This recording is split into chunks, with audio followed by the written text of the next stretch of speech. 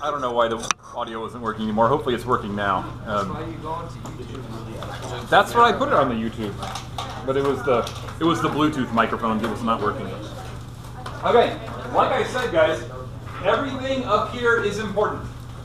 Okay, so we talked about the kinetic molecular theory before, and the kinetic molecular theory states that all matter is made of particles or molecules that are in constant motion, constant, crazy random motion, even solids. How can that be, Mr. Byers? Those particles don't move very much. No, they don't move very much. They move a little bit. So right now, you are all emulating what form of matter? Solids, exactly. You're all fixed in position. You can move around a little bit. You can poke your neighbor, but hopefully you're not actually leaving the room. So you're emulating a solid. When the bell rings, you'll get lots of energy, and then you'll emulate a what? Liquid. A liquid, because you'll be able to flow. You'll be resisting each other, but you'll flow through the room. You'll take turns, and hopefully you'll never emulate a gas, because if you do, yeah, good on you. Da-da-da-da. Yeah. So the word down here is kinetic energy. There is a battle. There is a battle in the molecular world between kinetic energy, which wants to pull molecules apart, and intermolecular forces, which wants to keep molecules together. When the intermolecular force wins that battle, what form of matter do you have? Solid. A solid. Yeah. When the intermolecular forces are winning the battle, when there's more intermolecular forces than kinetic energy, the molecules will stick together and form a solid. When the intermolecular forces win and the molecules are allowed to fly around, what phase of matter do you have? Gas. A gas. Okay. And we're going to look at, most importantly, equilibrium. Equilibrium is this idea that you can have two or more processes that appear to oppose each other that both exist at the same time. And the examples we're going to use are, you can have liquid that is both freezing and melting at the same time. Like my apple juice container full of ice water, the ice in here at the interface is both freezing and melting at the same time because it's at 0 degrees right here. So at the interface, there's molecules that are freezing from the liquid to the solid and melting from the solid to the liquid. At the same time. At the same rate. Okay, what else? Yeah, okay. Questions so far before we jump right in? All right, this is a pretty quick unit. This is the only lecture for this day, and then expect your mini test next week. We have 2 activities, a worksheet, and we're done with this unit. So this unit is about physical equilibria, or physical equilibrium. The idea that you have changes of states that happen at the same time. Physical equilibrium. After we talk about physical equilibrium, we'll talk about chemical equilibrium. But physical equilibrium first. Okay, so we saw this. What is this called, by the way? It starts with a D. Diagram works, but more specifically, it is a Distance.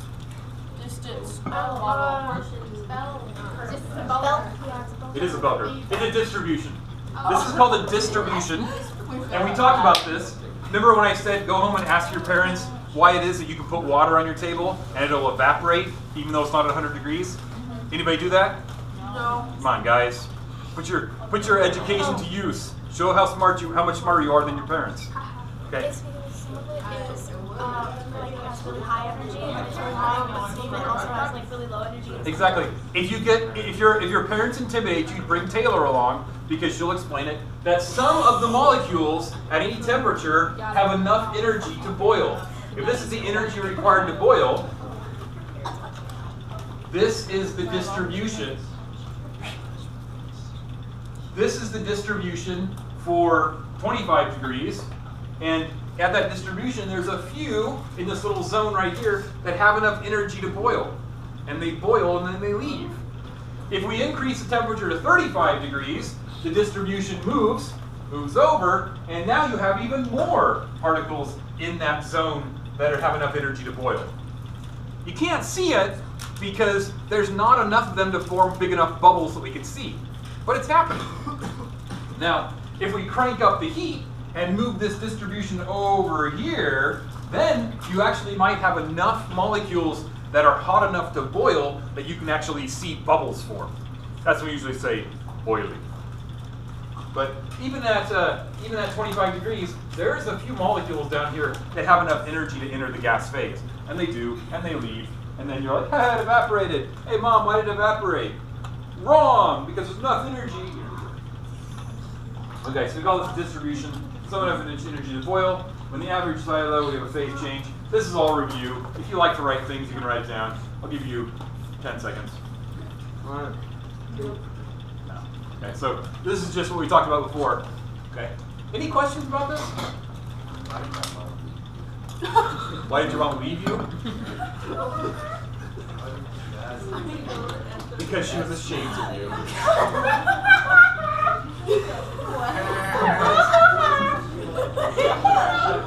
I'm sure if your parents got divorced, it was your fault.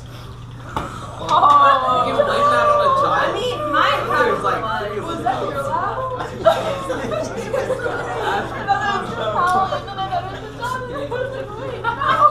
Yeah, we're gonna have grief counselors in here.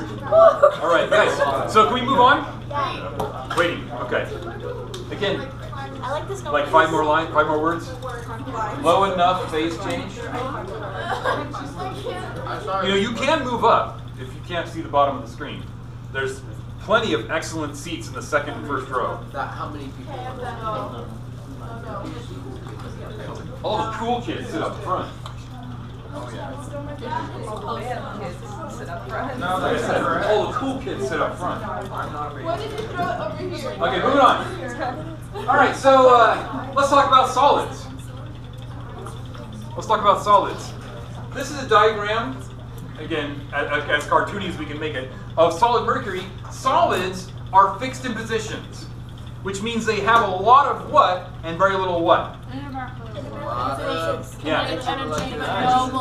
Exactly. No. They have a lot of intermolecular forces and not a lot of kinetic energy. That's what I said with the Okay. chicken part. So particles are very close together, they're in fixed position, they have very low kinetic energy, and they have very high intermolecular forces. This is the hallmark of a solid. When there's lots of attraction for each other, they have very high intermolecular forces, but very little kinetic energy. They're just kind of juking and jiving, vibrating around, but certainly not flying around.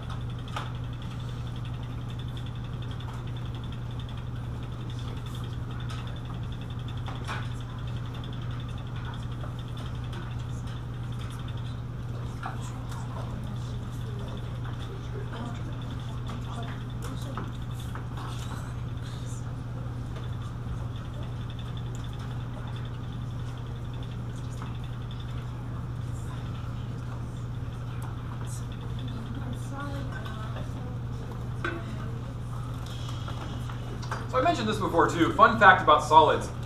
They have a density that is usually around 1,000 times higher than a gas. Which means if you take a gas and you compress it into a solid, it occupies for the same mass about 1,000 times less space. Yeah. That's like, this is a liter. That's like taking something this big and squishing it down to the size of a couple BBs.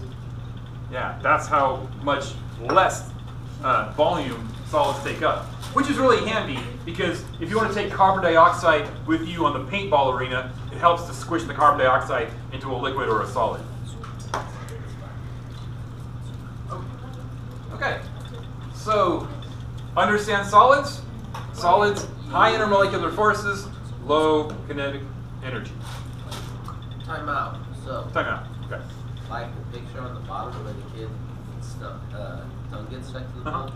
Is that because when his tongue licks, does it get stuck because the saliva freezes, or because Yeah, the kinetic energy in his liquid saliva is taken by the metal pole, because metal poles turns out a very low specific heat, which we'll talk about in April. So it freezes, and then his saliva freezes, and they're like, haha, Ralphie, you suck.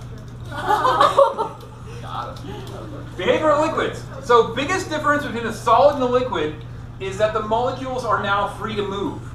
Okay? They still have reasonably low kinetic energy and reasonably high intermolecular forces, but they are a fluid. They are allowed to flow and take the shape of their container. Much like you will be flowing out the door into the hallway, taking the shape of the hallway when the bell rings.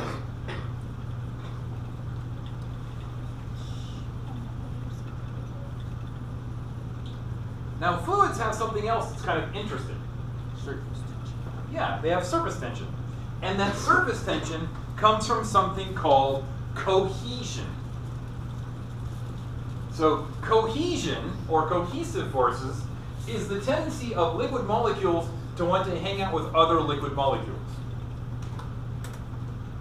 So this is why when you do your high dive belly flop, it hurts a lot, because when you hit the water molecules don't really want to separate. They want to hang out. You know, here's your belly. It's like, here I come, water. And the belly's like, oh, I'm going to hit that water and push those water molecules apart. And the water molecules are like, we are hanging out together because we have cohesive forces. Which is also why, if you find yourself in a gun battle, jump underwater. Because water has such high cohesive forces that bullets hit them like they're hitting a block of wood or a thing of steel. The water just goes boom and shreds the lead. Now you have straps. And it's also harder to aim in water because of refraction, which you can learn about in physics. Yeah, so if you find yourself in a gun battle, dive underwater, the bullets only penetrate like a couple feet and then they get shredded. What if you're in a dark alley? If you're in a dark alley, Like, where would you have a gun battle and you could just jump in the water? How about there's I'm not the super spy, you are, but if you have to find yourself... Bond does it all the time. Yeah. Have you... Okay, so in addition to cohesive forces, liquid molecules, some liquid molecules also have adhesive forces. They produce adhesion. Yeah, like water. Like water, yeah. The reason you get out of the shower and there's water all over you is because water is sticky. It has adhesive forces. Wait. Yes. So is water wet? Water is wet because water sticks to other water molecules. Yeah, water is wet. See, liberals. So, water has both cohesive forces, the extent to which it wants to stick to itself, and adhesive forces, the extent to which it wants to stick to other things. I feel like it depends on your norm. If that's your norm, what wet is, then how can it be wet? It's just regular. If you tried to, by the way, you can't swim in a pool of mercury, but if you tried to swim in a pool of mercury, the mercury would only go up to your ankles or your shins. In case you were like, can you swim in liquid mercury? No, it's too dense, so you'd only be able to walk into it. You'd basically be floating at your ankles. But when you got out of your pool of liquid mercury, the liquid mercury would run right off your feet. Mercury has almost no adhesive forces whatsoever. It doesn't want to stick to you. It would much rather stick to itself. Yeah.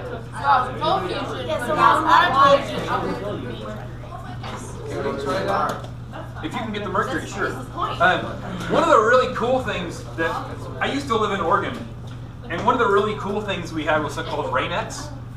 You might have heard of Rain-X. They do sell it here, but it's not as popular. And Rain-X would put a very thin layer of like a waxy compound on your windshield, so the water molecules wouldn't stick to it. It would basically defeat the water molecules' adhesive forces, so the water molecules would beat up and then fall down off your windshield. It'd be cool because you could cruise down the freeway and not use your windshield wipers. Okay, density of liquids is very similar to the density of solids, and the density is very, very high. Okay, density of liquids and density of solids are pretty close to each other.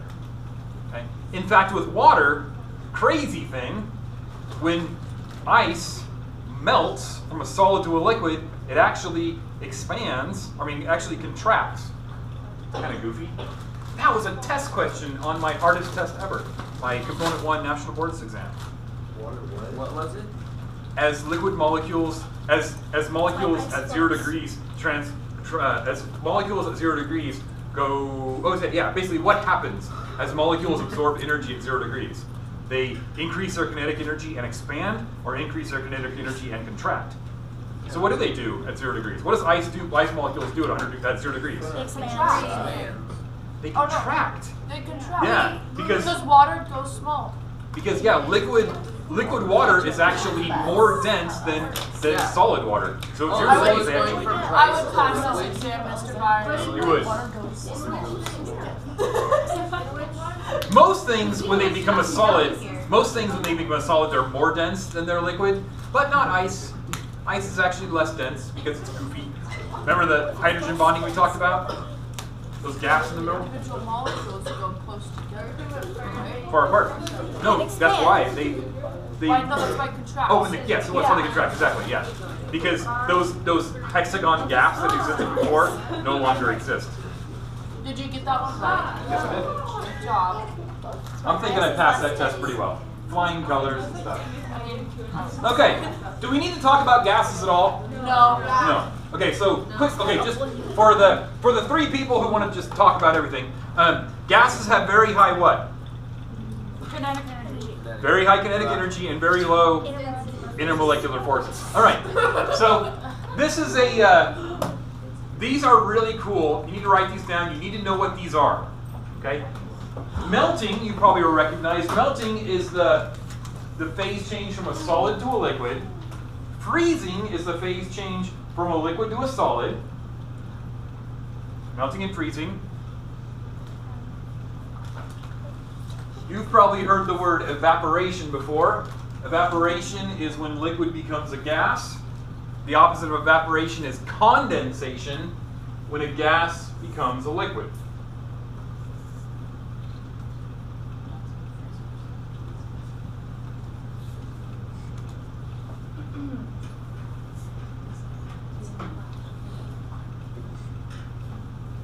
These other two might be new. Yes. When a solid goes right to a gas, we call that sublimation. We like to think that liquid has to be in the middle of a solid and a gas. Not the case. It doesn't always have to be in the middle. It tends to because we usually think about water, but there's plenty of things that will go from solid right to a gas by sublimation. Things will sublimate from a solid right to a gas. For instance, if I put a block of dry ice in a 2-liter bottle, that dry ice would sublimate into a gas. Hello. Hello. Now the opposite of sublimation is deposition. Probably another one that's new for you. A deposition is when a gas forms a solid.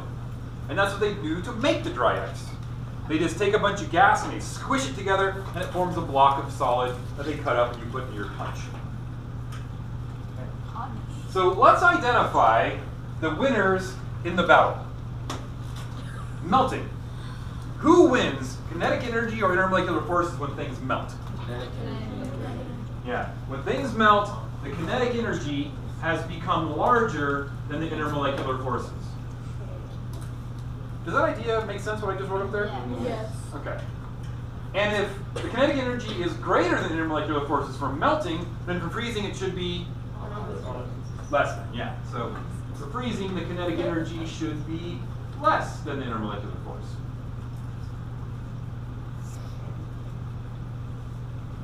How about condensation?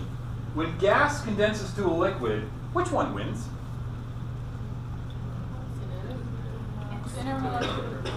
Intermolecular forces. Because we have very small intermolecular forces and tons of kinetic energy up here. Here we have very high intermolecular forces and very little kinetic energy. So in condensation, which one wins?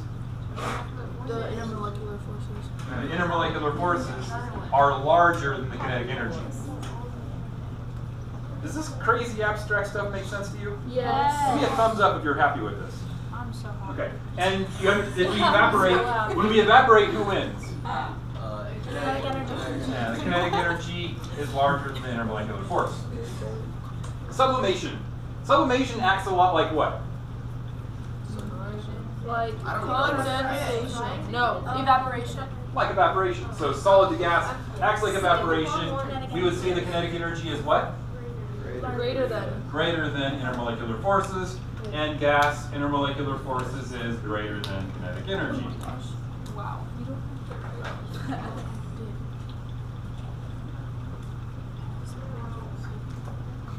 Okay. Allowing my crappy handwriting, does this idea make sense? Is that a K? That right there? Is it a K? It's a K. Pretend that's a K. There we go. Still nice.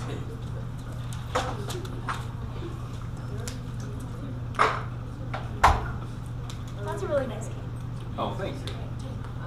It's my convenience. We're going to finish like 10 minutes left over, so we can probably wait. All right, now, what we're going to talk about now is equilibrium.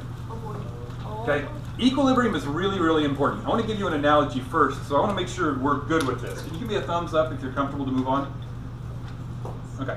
So imagine you have a shopping mall, and it's Black Friday. Black Friday at the shopping mall, and there's almost nobody at the shopping mall. It's about to open up. And you're texting each other like, there's a great deal on whatever. There's a great deal on who's the whatsits.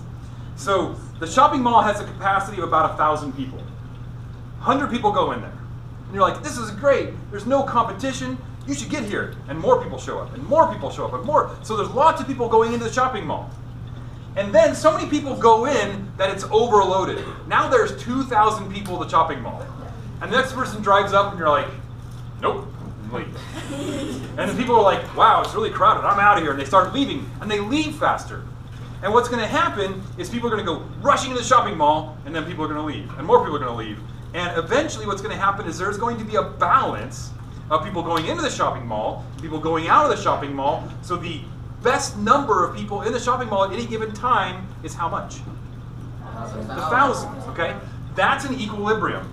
Chemistry does the same thing. We like to think about systems always going in one direction. In reality, most of the systems go in two directions. I usually just give you systems only go in one direction because they're easier to measure. In reality, most things are going in one direction and the other direction at the same rate. Like my ice. I have ice water that is both melting and freezing at the same rate. Right there. You can't see it, but it's going on. The solid is melting and the liquid is freezing at the same rate. That's called a dynamic equilibrium. That's called a dynamic equilibrium.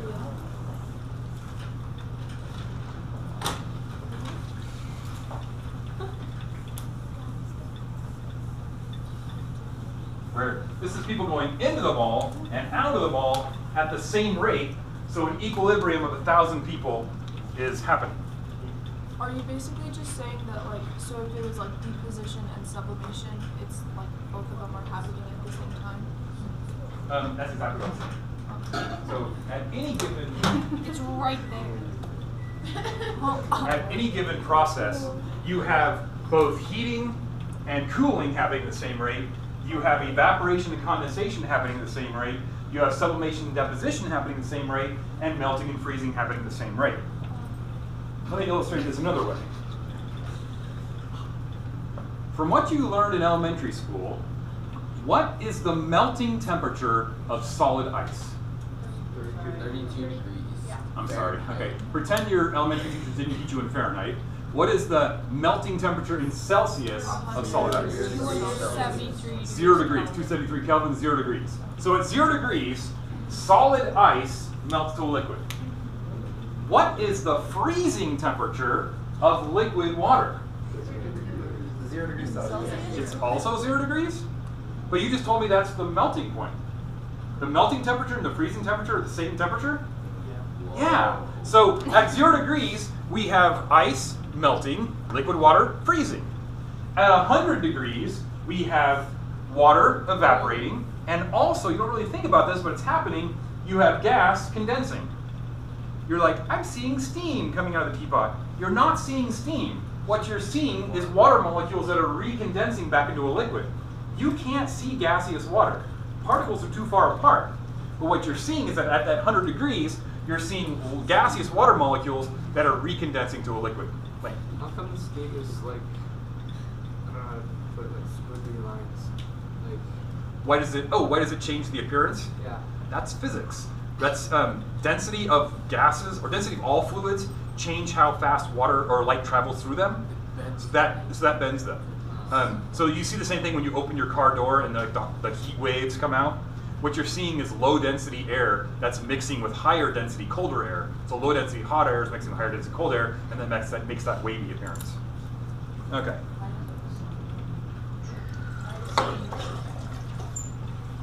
Cold water. I have something else. Are we cool here? Yeah. Okay, I want to show you something really neat. This is pronounced Le Chatelier's principle. Le Chatelier. If you want to call him Le Chatelier, that's fine too. It's pronounced Le Chatelier.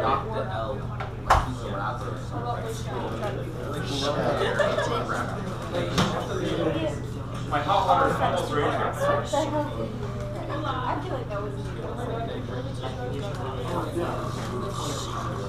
Le Chatelier. Yeah, no, it's like that. Okay, now I'm not going to give you the book definition of Le Chatelier's principle because it's annoying and long. I'm going to give you what is practical for Le Chatelier's. And that is, are you ready? People talk. Once an equilibrium has been established, when you create a stress to the equilibrium, the system will attempt to undo that stress. Or in other words, whatever you do to the EQ